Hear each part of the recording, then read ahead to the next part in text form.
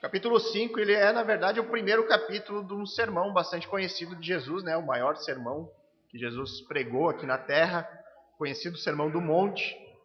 E hoje é o último texto de uma sessão onde Jesus ele está abordando diversos temas, diversos assuntos referente à lei que Deus entregou a Moisés.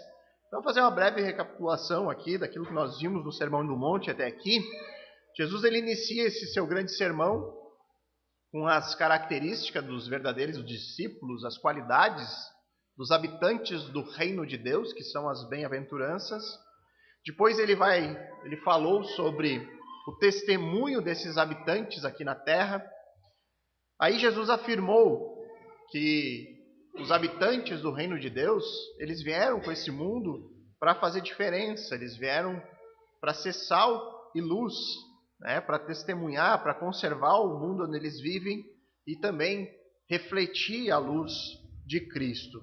E aí, Jesus diz que ele veio a este mundo com uma missão, onde essa missão não era cancelar, abolir ou revogar o Antigo Testamento, mas a missão de Cristo, do Messias, era cumprir tudo aquilo que havia sido escrito na lei e nos profetas.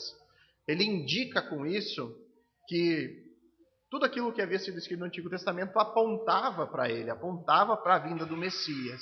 E agora o Messias chegou. Então, aqueles que hoje desejam viver em submissão a Deus, eles precisam ter o seu relacionamento com o Criador mediado não mais pela lei, mas agora por Cristo, pelo Messias e pelos seus ensinamentos. E aí, a partir do versículo 21, Jesus ele começa a tratar vários assuntos que são encontrados nessa lei. Ele falou sobre o homicídio, falou sobre adultério, sobre divórcio, sobre juramentos, sobre a vingança. E o último assunto tratado por Jesus nessa sessão é o que nós veremos essa noite, nos versos 43 a 48. Então acompanhe comigo a leitura do texto. Ouvistes que foi dito: amarás o teu próximo e odiarás o teu inimigo. Eu, porém, vos digo: amai os vossos inimigos e orai pelos que vos perseguem, para que vos tornei filhos do vosso Pai Celeste. Porque ele faz nascer o seu sol sobre maus e bons, e vir chuva sobre justos e injustos. Porque se amardes os que vos amam, que recompensa tendes? Não fazem os publicanos também o mesmo? E se saudardes somente os vossos irmãos, que fazei demais? Não fazem os gentios também o mesmo? Portanto, sede vós perfeitos, como perfeito é o vosso Pai Celeste. Vamos orar mais uma vez, irmãos. Amado, bondoso Deus, querido Pai, nós rogamos a Ti a Tua misericórdia sobre nós, Teu Espírito Santo, para nos capacitar a entender o texto bíblico, para abrir os nossos olhos, tirar nossas vendas espirituais, Senhor, para que a gente compreenda o texto da maneira como o Senhor tensionou dá-lo a nós, que a gente não saia do seu caminho, Senhor, que a gente não saia do caminho da palavra de Deus, nem um instante, e que realmente a palavra de Deus venha a transformar as nossas vidas. É isso que nós desejamos aqui essa noite. Em nome de Jesus Cristo. Amém. Irmãos, Jesus nos ensina aqui nesse texto sobre o amor com as demais pessoas.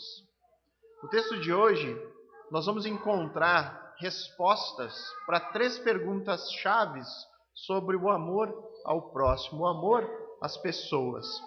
A primeira pergunta que nós vamos buscar a resposta é quem nós devemos amar. Quais as pessoas devem ser o alvo do nosso amor?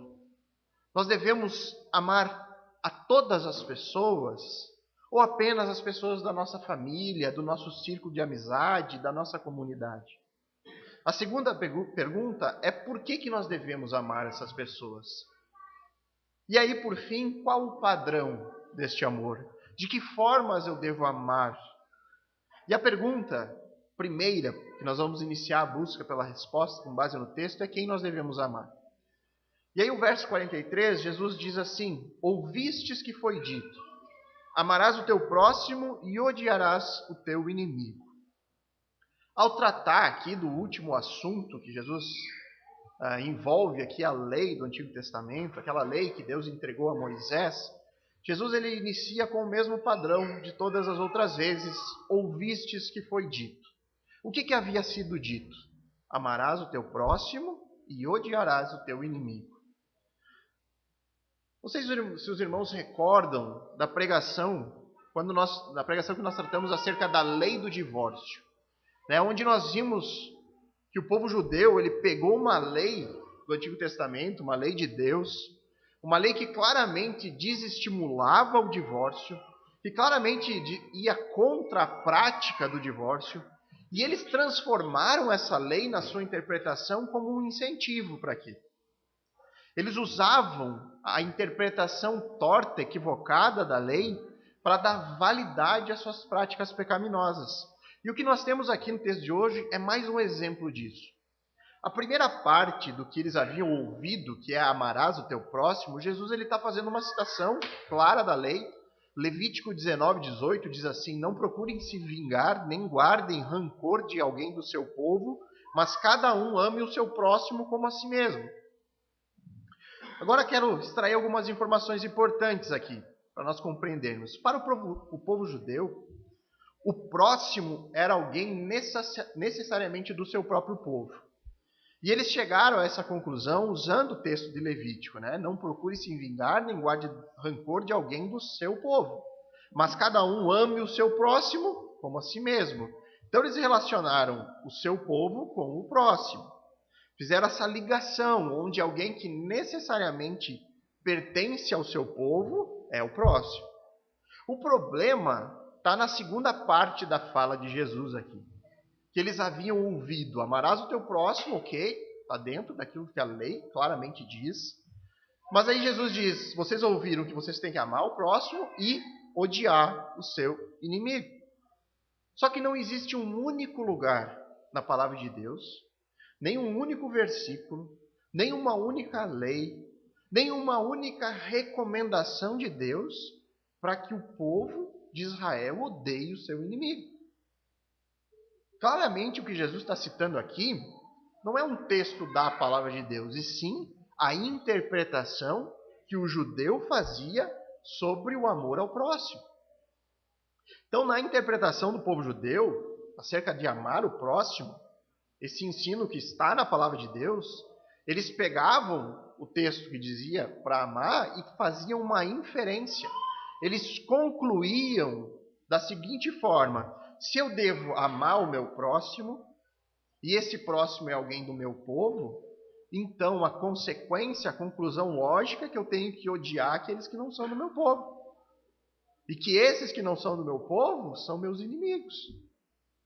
Então, para o povo judeu, qualquer pessoa que não fosse parte da nação de Israel, e que na Bíblia é chamado de gentil, né? Todo aquele que não é de Israel era gentil, de outros povos, essas pessoas eram inimigos do povo de Israel.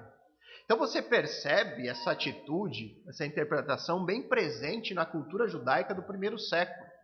Você percebe isso pelo tratamento que o povo judeu dava aos samaritanos.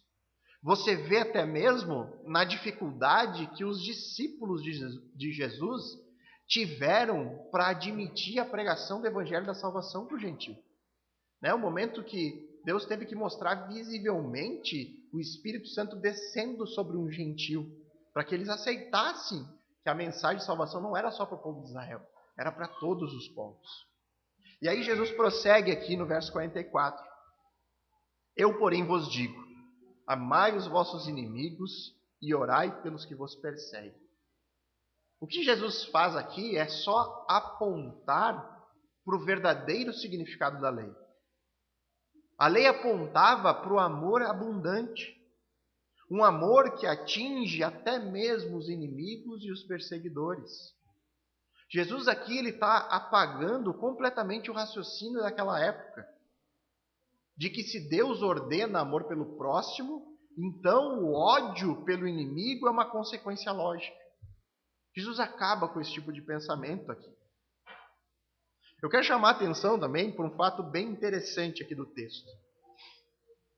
Se nós levarmos em conta o momento em que Jesus está pregando o sermão, nesse momento que ele está ali no monte falando essas palavras, o inimigo imediato, aquele que perseguia o povo judeu, naquele momento era o povo romano. E ao ouvir essas palavras de Jesus, o judeu, ele certamente relacionou o inimigo, o perseguidor que Jesus estava falando com o Império Romano. Então, eles ouvindo aquilo, eles deveriam entender que eles tinham que amar a todas as pessoas, o próximo, mas também, no contexto imediato, o povo romano, o soldado romano, aquele povo que afligia eles com perseguição e tudo mais. Só que se nós levarmos em conta agora o momento que Mateus escreve o Evangelho, isso muda completamente. Mateus, ele escreve aqui o seu relato sobre Jesus para os cristãos. E no momento que Mateus escreve o seu Evangelho, o principal inimigo do povo cristão, o principal perseguidor, não era mais o Império Romano, era o povo judeu. Então, para os cristãos, essa mensagem lida aqui no Evangelho de Mateus era amar a todos, mas no contexto deles, principalmente o judeu. Como mudou de figura em tão pouco tempo, né, em relação a quem ouviu as palavras de Jesus e aqueles que receberam a carta, esse livro, o Evangelho de Mateus. Então, o ensino que Jesus aqui nos dá é que o nosso amor, o amor daqueles que seguem a Cristo, deve ser abundante, deve transbordar para além daqueles que nós consideramos como os nossos próximos. O nosso amor deve atingir até mesmo os nossos inimigos, aqueles que nos perseguem. E se você já frequenta aqui a igreja há algum tempo, você certamente já ouviu, principalmente em encontros de casais, o conceito bíblico de amor. É algo que a gente sempre está recapitulando, né? Mas talvez isso seja novidade para alguns.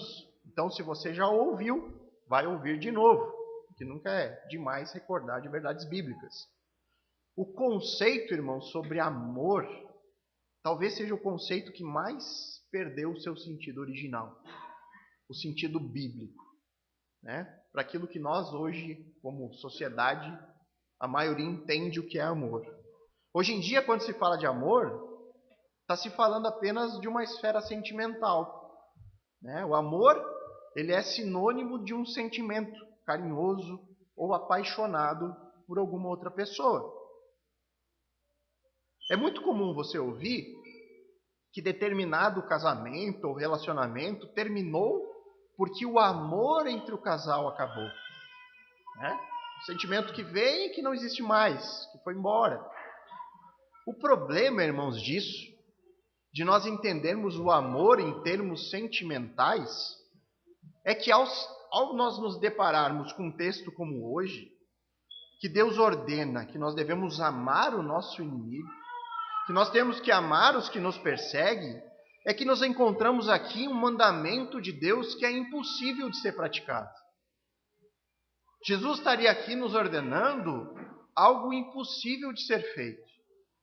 Se nós levarmos em conta o amor compreendido em nossos dias como um sentimento, essa ordem de Cristo é uma impossibilidade. Como conseguir sentir carinho, paixão, afeto, esses sentimentos todos que são traduzidos como amor por alguém que nos faz mal?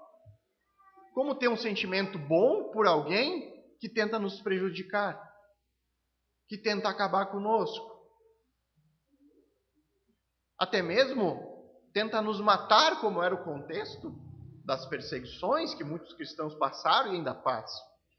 Como possuir algum tipo de sentimento bom por um assassino, por um estuprador, por pessoas que realmente são más? Como ter algum sentimento amoroso por esse tipo de gente? E a resposta para isso, irmãos, talvez esteja no fato de nós termos entendido o significado de amor de maneira errada por toda a nossa vida. Amor bíblico, irmãos, ele sempre parte de uma ação da vontade. Você toma a decisão de amar. Dessa decisão, você parte para fazer o bem. Então você toma a decisão de não retribuir a agressão. Você toma a decisão de não retribuir a ofensa, como nós vimos no texto da semana passada. Uma decisão de amar vai refletir em atos de bondade e de misericórdia. Um exemplo disso, orar por aquele que lhe persegue. Jesus diz aqui no texto. A oração é uma atitude de amor. Isso não significa que amar vai ser algo desprovido de nenhum tipo de sentimento. O cerne da questão é que o sentimento ele aparece por conta da ação, da decisão tomada de amar. Então, voltando, por exemplo, do casamento, o que mantém um casamento duradouro não é um sentimento apaixonado.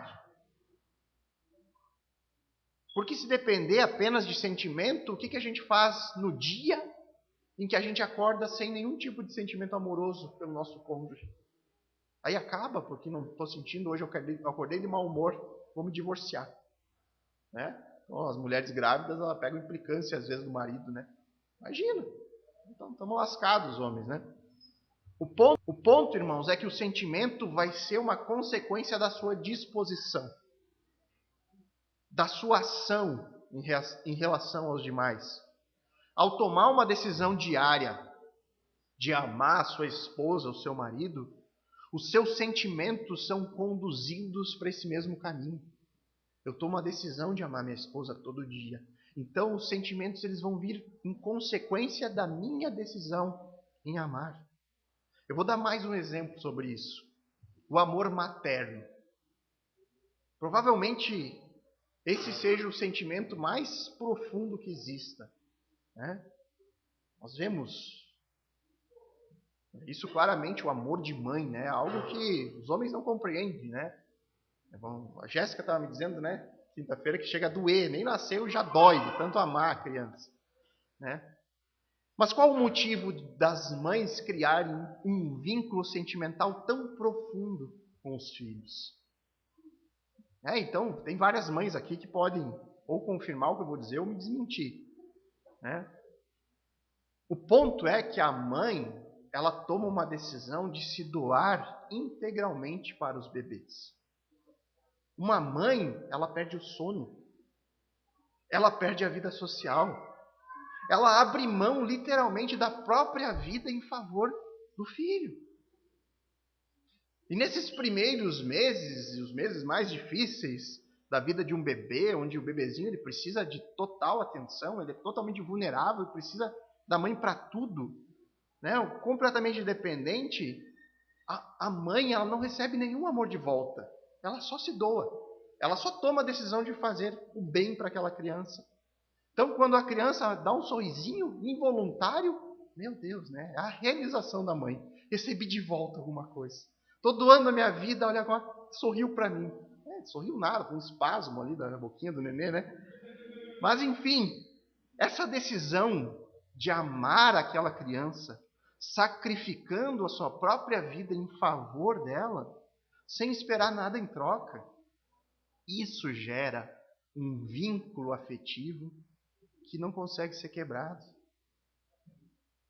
O que a gente não pode fazer, irmãos, é esperar, ficar parado pensando que o sentimento de amor vai brotar milagrosamente no nosso coração em relação àquelas pessoas que são más, os inimigos, os perseguidores. Não, nós devemos tomar a decisão de amar, tomar a decisão de fazer sempre o bem, jamais retribuir o mal. E uma das melhores formas de agir amorosamente contra alguém, em favor de alguém, contra um inimigo, contra alguém que nos persegue, é o exemplo que Cristo nos dá. Orai pelos que vos perseguem. O teólogo Don Carson ele tem uma frase sobre isso que é perfeita. Ele diz assim: quanto mais ama, mais ora. Quanto mais ora, mais ama. Ou seja, a oração, de certa forma, ela é um termômetro do amor. Você normalmente vai orar mais pelas pessoas que você ama. E em contrapartida, quanto mais você orar por alguém, mais amor vai estar demonstrando. Hoje, irmãos, o nosso inimigo, quando a gente fala em inimigo e a gente pensa no nosso contexto, é no máximo um colega de trabalho ou um colega de aula pentelho que fica xaropeando por causa da nossa fé, né? Acho que ela pegando o nosso pé, né? Prejudicando de alguma maneira.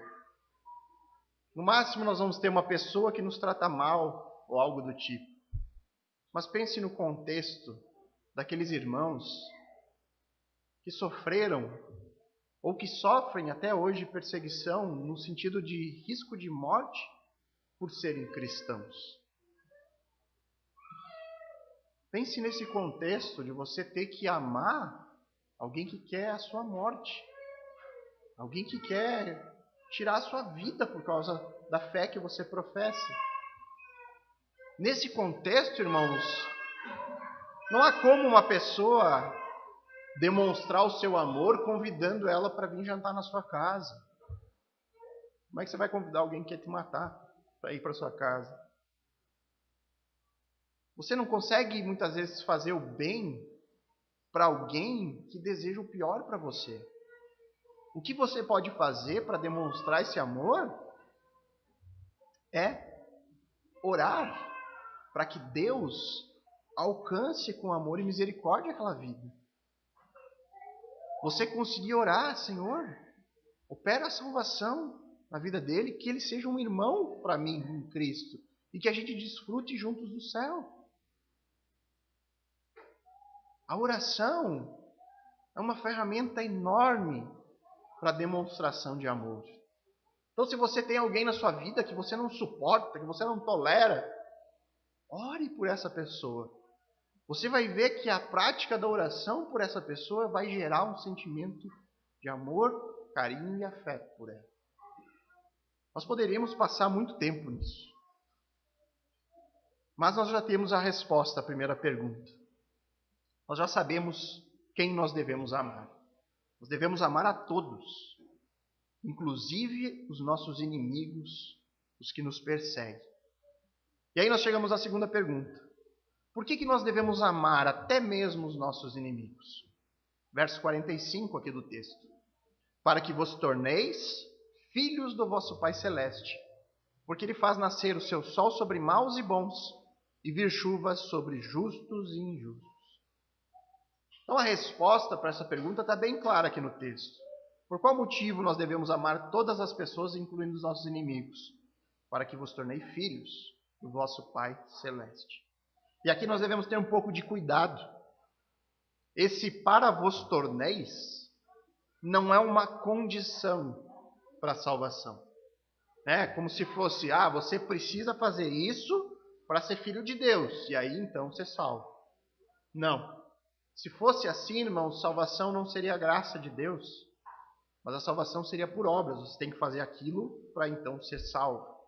O que Jesus nos informa aqui é que ao amar as pessoas dessa maneira, ao amar o seu inimigo, ao orar por aqueles que te perseguem, você está evidenciando a sua filiação. Então, o amar como Deus ama demonstra que você é semelhante ao seu Pai. E aí Jesus completa seu raciocínio, porque Deus, no caso, Ele faz nascer o seu sol sobre maus e bons e vir chuva sobre justos e injustos. Olha como a NVT traz esse versículo. Deste modo, vocês agirão como verdadeiros filhos do seu Pai que está no céu. Pois Ele dá a luz do sol tanto para maus como bons, e chover tanto sobre justos como injustos. Então você vê a clara diferença aqui nas traduções. A gente pode até discutir se a NVT ela não interpretou demais aqui o texto, mas eles acertam na interpretação. O argumento de Cristo é que se Deus é amoroso para com todos, se Deus mostra amor para os bons e maus, para os justos e injustos, Se Deus demonstra o seu amor para todas as pessoas sem distinção, né? Então, né, ele vai dizer, você pode ver isso claramente, porque Deus concede o sol para todos, a chuva vem para todos, né? Então, ao amar semelhantemente como Deus ama, ou seja, sem distinguir bom e mal, sem distinguir amigo de inimigo, ao amar dessa forma, você está demonstrando que você é filho de Deus. Então, irmãos, por que nós devemos amar os nossos inimigos?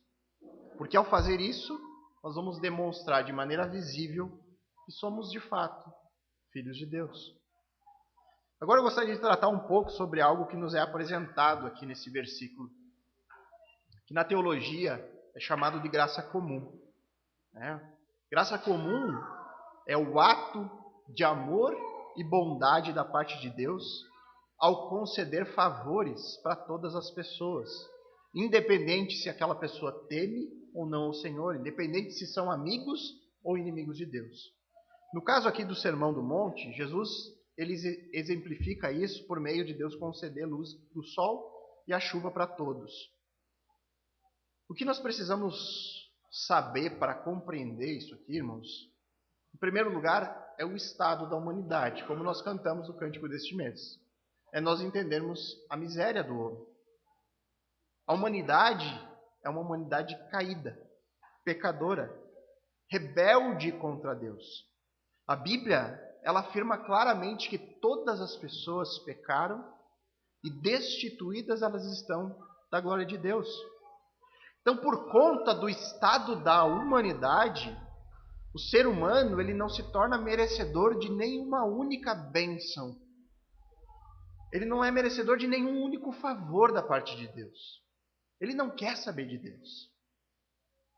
Quantas pessoas, irmãos, neste mundo zombam de Deus?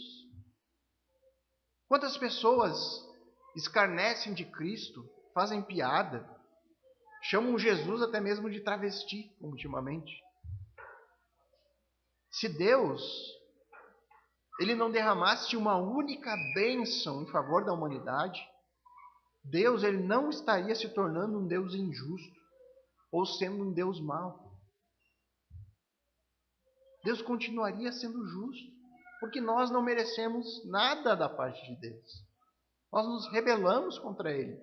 Nós não queremos Deus em nossa vida. Mas essa não é a realidade que nós observamos.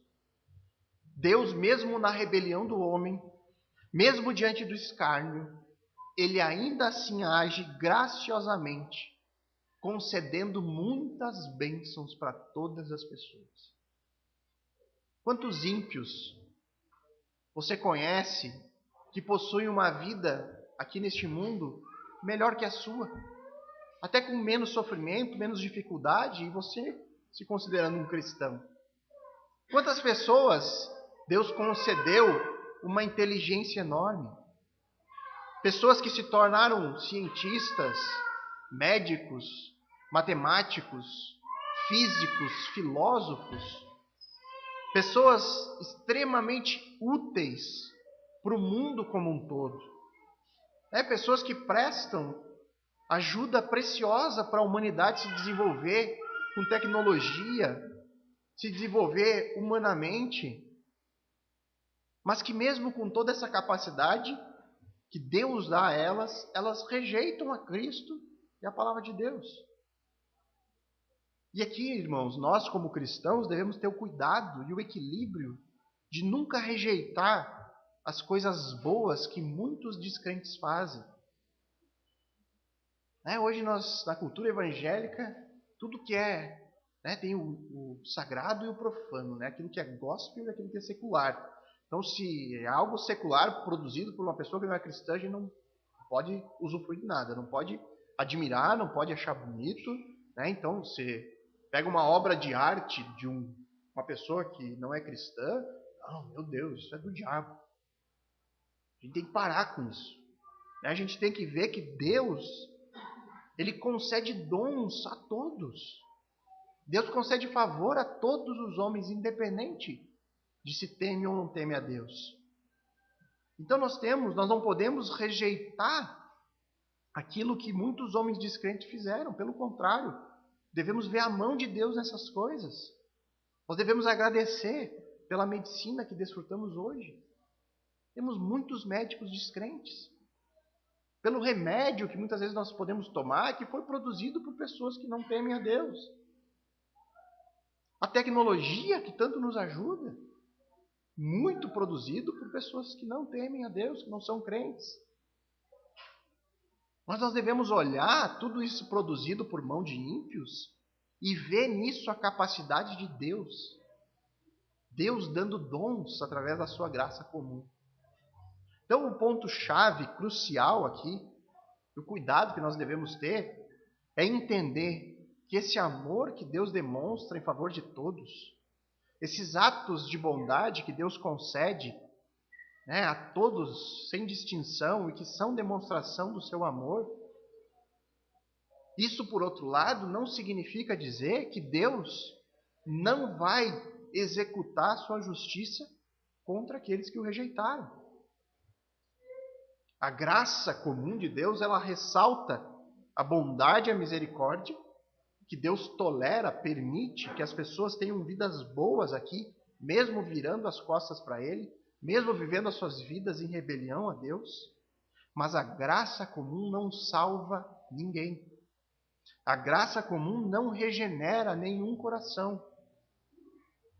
Então, mesmo aquelas pessoas que Deus tem derramado graça, concedendo uma mente brilhante, concedendo prosperidade, poder até mesmo, porque até os governantes que existem nesse mundo são todos instituídos por Deus.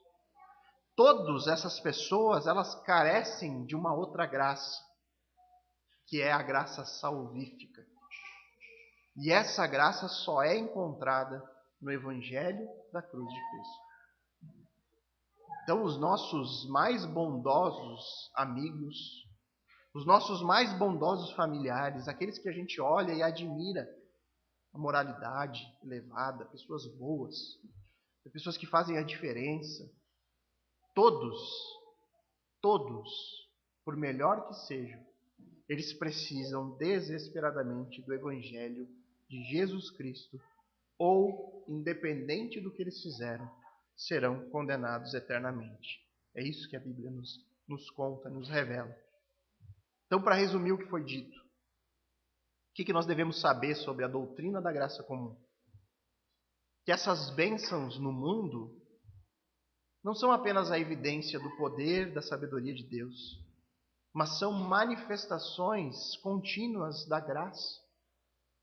Uma graça que é abundante.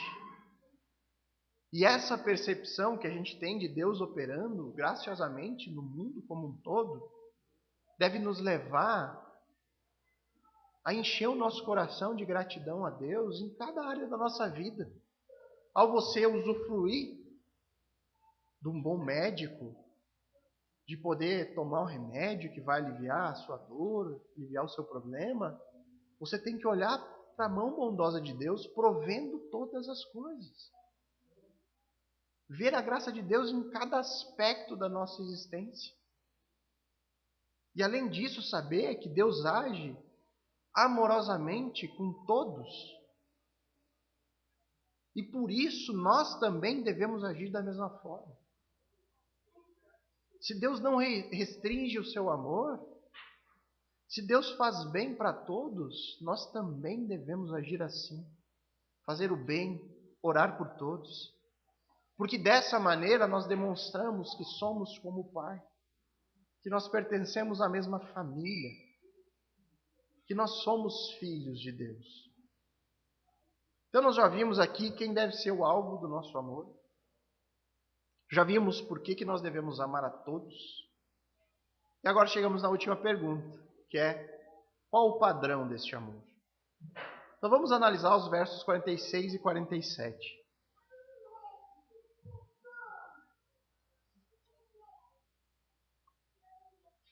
Porque, se amardes os que vos amam, que recompensa tendes?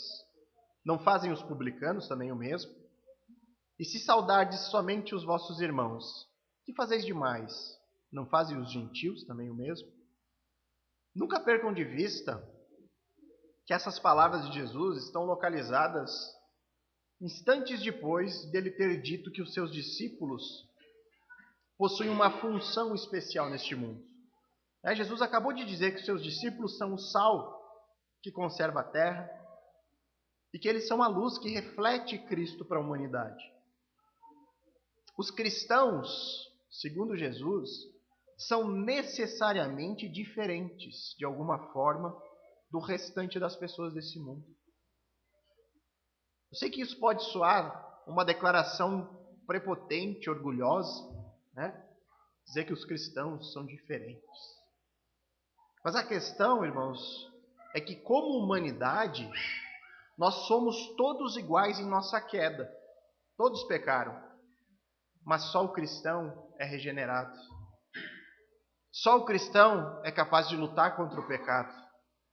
Só o cristão é capaz de amar as pessoas de uma maneira diferente do mundo. E é exatamente isso que Jesus afirma aqui. Porque se vocês amardes os que vos amam, que recompensa tendes? Não fazem os publicanos também o mesmo? E se saudardes somente os vossos irmãos, que fazem demais? Não fazem os gentios também o mesmo? Jesus aqui ele vai citar duas classes, né? Os publicanos e os gentios. Os publicanos, ou também chamados de coletores de impostos, era um grupo considerado pelo povo judeu como o pior tipo de pessoa. Por que eles tinham tanto ódio dos publicanos? Porque o publicano era um judeu escolhido pelo Império Romano para cobrar impostos do seu próprio povo. Então, por isso, o publicano era visto como um traidor, como uma pessoa corrupta, uma pessoa que explorava a sua própria nação. E aí Jesus usa o exemplo dos publicanos, essa categoria que era odiada pelo judeu. E ele usa para dizer que amar as pessoas que nos amam é fácil demais. Até esse povo, ele está falando para o judeu, né? Até esse povo que vocês consideram como sem escrúpulos, como traidores, até eles são capazes de fazer isso. Amar o seu pai, a sua mãe, os seus filhos, seu amigo, isso qualquer pessoa do mundo é capaz de fazer. Isso é fácil. E aí depois Jesus usa o exemplo do gentil. Como eu já disse antes, o gentil era qualquer pessoa que não pertencesse à nação de Israel. Então todo aquele que não é judeu é um gentil. E os gentios eram vistos pelo judeu como um povo pagão. Pessoas imorais, pessoas idólatras. E eu devo dizer que na maioria dos casos era isso mesmo. Eles eram mesmo pessoas imorais e idólatras. E muitas vezes até eram hostis ao povo judeu. Então um judeu que cruzasse pela rua uma pessoa que ele reconhecesse que não era um descendente de Abraão, que não era da mesma nação, ele jamais cumprimentaria aquela outra pessoa. E é por isso que Jesus diz, se vocês saudarem somente os vossos irmãos, que fazem demais. Os gentios também fazem o mesmo. A mensagem que Cristo está transmitindo aqui aos seus discípulos é a de que o modelo de amor apresentado pelo mundo, de amar e de demonstrar respeito apenas para aquelas pessoas que retribuem esse amor, amar apenas aquelas pessoas que você possui algum vínculo afetivo, esse padrão de amor do mundo não é o padrão do amor de Deus. Ao olharmos o contexto aqui do Sermão do Monte, em especial o texto da semana passada, o texto que fala da retribuição, de não pagar o mal com o mal. Não, a conclusão aqui do ensino de Cristo é que nos relacionamentos do mundo, da humanidade geral, essa humanidade caída, pecadora, impera essa lei da retribuição. O mundo, de maneira geral, ele busca retribuir a ofensa, busca retribuir aquela violência que foi sofrida. E da mesma forma, só que agora na maneira oposta, o mundo ele vai agir de maneira amorosa apenas no mesmo padrão da retribuição. Eu vou amar, eu vou demonstrar amor, fazer o bem, só para aquelas pessoas que igualmente demonstrarem amor por mim, ou aquelas pessoas que fazem algo de bom para mim. E aí Jesus quebra esse padrão. Jesus rompe com isso, e ele mostra para os seus discípulos que ser filho de Deus não é demonstrar o padrão do amor do mundo, mas o padrão do amor de Deus pelas pessoas. O cristão tem que se recusar a seguir esse padrão de retribuição. Eu só faço bem se eu receber o bem. Se eu receber mal, eu vou voltar mal. Aquela retribuição sempre na mesma moeda. Significa que o cristão ele deve se recusar a retribuir a violência, como nós vimos. O cristão ele deve agir de maneira contrária ao receber mal, ele deve devolver bem. E também significa amar todas as pessoas sem nenhum tipo de distinção, pelo único motivo, pela única motivação de que o nosso Pai faz isso. Eu vou fazer assim porque Deus, ele também demonstra amor por todos. Deus não faz distinção. E aí nós chegamos no último versículo, no capítulo 5, 48. Portanto, sede vós perfeitos, como perfeito é o vosso Pai Celeste. Nós não devemos encarar esse versículo como uma conclusão só do assunto que nós estamos tratando. Só sobre o amor ao próximo. Esse versículo conclui toda essa sessão, que vai dos versos 17 a 47. O discípulo de Cristo, ao buscar viver debaixo dos mandamentos de Cristo, e aí você inclui tudo aquilo que ele já ensinou até aqui, que é cuidar do seu coração, para que não haja sentimento de ira e ódio contra as pessoas. Cuidar dos seus olhos, para que você não tenha olhos cobiçosos. Significa buscar honrar suas palavras num compromisso sério com a verdade. Significa jamais retribuir mal com mal, mas usar a gentileza ao invés da violência. Significa amar a todos com um amor semelhante ao Pai. O cristão, ao viver a sua vida buscando seguir o exemplo de Cristo e os seus ensinamentos, ele busca a perfeição de Deus. Porque ao fazer isso, irmãos, de alguma forma, mesmo que ainda não totalmente perfeito, porque isso é uma impossibilidade para nós neste mundo com esses corpos, simplesmente porque ao viver seguindo o exemplo de Cristo, o cristão busca a perfeição. Ao viver uma vida em obediência a Deus e a sua palavra, que essa sim é perfeita, o cristão ruma até a perfeição. Algo que não vai ser encontrado nessa vida, neste mundo, mas não é porque nós não vamos ser totalmente perfeitos aqui que nós não devemos buscar isso em nossas vidas. Porque buscar ser perfeito é buscar ser como Cristo.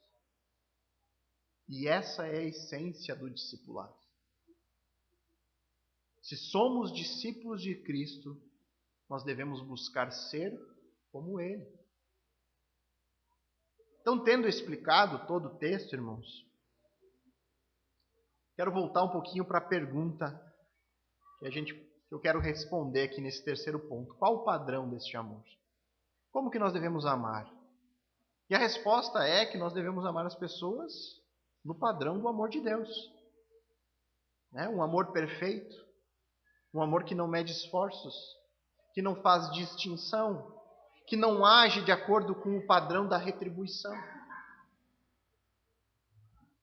Pense um pouquinho no amor de Deus. Tente concentrar sua mente nisso. Analise comigo. Deus, ele parte da criação. Ele criou todas as coisas. Tudo que existe é obra das suas mãos. Mas além de Deus criar, Deus sustenta tudo. Deus ainda sustenta todas as coisas com o poder da sua palavra. Deus governa cada detalhe do mundo e das nossas vidas, como Jesus faz questão de ensinar, dizendo que nem um único pequeno passarinho morre sem o consentimento de Deus. Jesus vai dizer que nem um fio da cabeça nossa cai sem que Deus saiba disso, sem que esteja debaixo do controle do Senhor. Então Deus fez tudo, criou a terra perfeita, em condições perfeitas, para que a coroa da criação, o homem, pudesse habitar nela. Colocou tudo aquilo que fosse necessário para a vida humana. Deus formou, além disso, o coração de cada um de nós. Cada pessoa, Deus criou o coração. É dito isso no Salmo 33. E Deus criou o homem com um propósito. Deus queria ter um relacionamento de amizade, de confiança. Deus criou o homem para que ele vivesse eternamente unido a Ele numa perfeita comunhão. Deus criou o paraíso e colocou o homem morando lá para ter perfeita amizade e comunhão com Ele. E aí o que o homem faz? Vira suas costas ao Criador. O homem rompe com essa perfeita comunhão. O homem acaba com a amizade que tinha com Deus. E aí qual a reação de Deus diante disso? Diante do mal sofrido? Retribuiu o mal com o mal? Foi lá e acabou com o homem? Tratou com mais violência a violência sofrida? Como Deus tem suportado aqueles que zombam dele?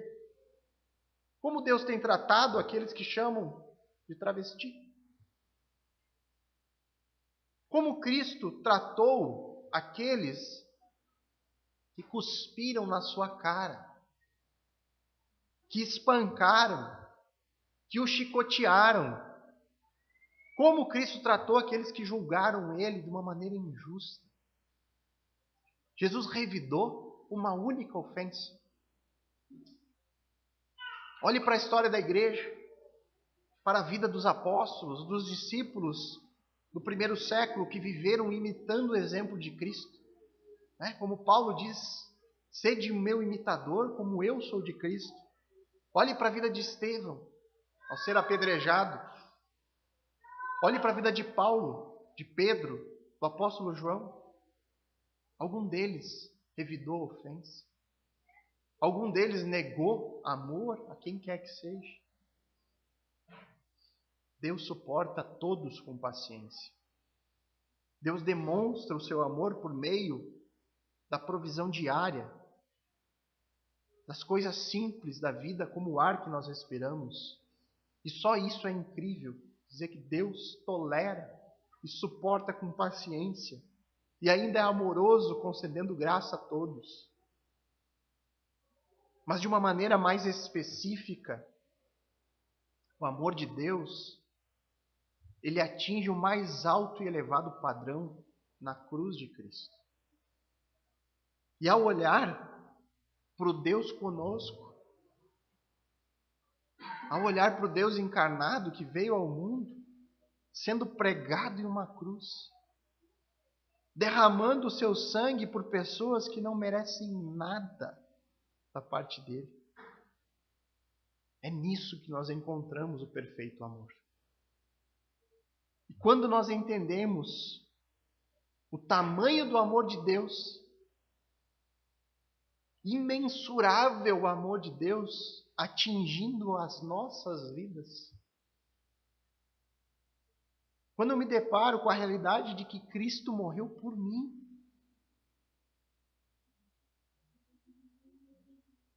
quando isso se torna verdade para você, não há outra maneira de agir com qualquer outra pessoa que não seja de uma maneira igualmente amorosa.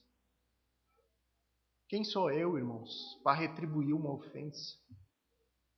Quem sou eu para negar o perdão para alguém? Quem sou eu para agir de maneira grosseira, violenta com quem quer que seja? Pobre pecador que sou, carente de graça e misericórdia como qualquer outro. A única coisa que eu posso fazer é orar e pedir, Senhor, que o teu amor transborde em mim, que a realidade da cruz encha o meu coração e me ajude a refletir esse padrão de amor que eu não entendo, mas que eu olho para a cruz e vejo o que tu teve por mim, e que esse amor transborde nos meus relacionamentos pessoais. E que as pessoas, ao olhar para isso, possam de alguma forma também olhar para Cristo, o Cristo da minha salvação. Como um cristão, como alguém que diz seguir Jesus, alguém que busca obedecer os ensinamentos de Deus, quem eu devo amar? E a resposta, segundo o texto, é todas as pessoas. Se você é um discípulo, você deve amar a todos, sem distinção. E por que você deve amar a todos? Porque dessa forma você demonstra na sua vida que é realmente um filho de Deus. Mas qual o padrão de amor que eu devo usar? O mais elevado. Um amor semelhante ao amor do Pai. Irmãos, eu olho para as palavras de Jesus, que nós analisamos aqui versículo a versículo ao longo dos meses.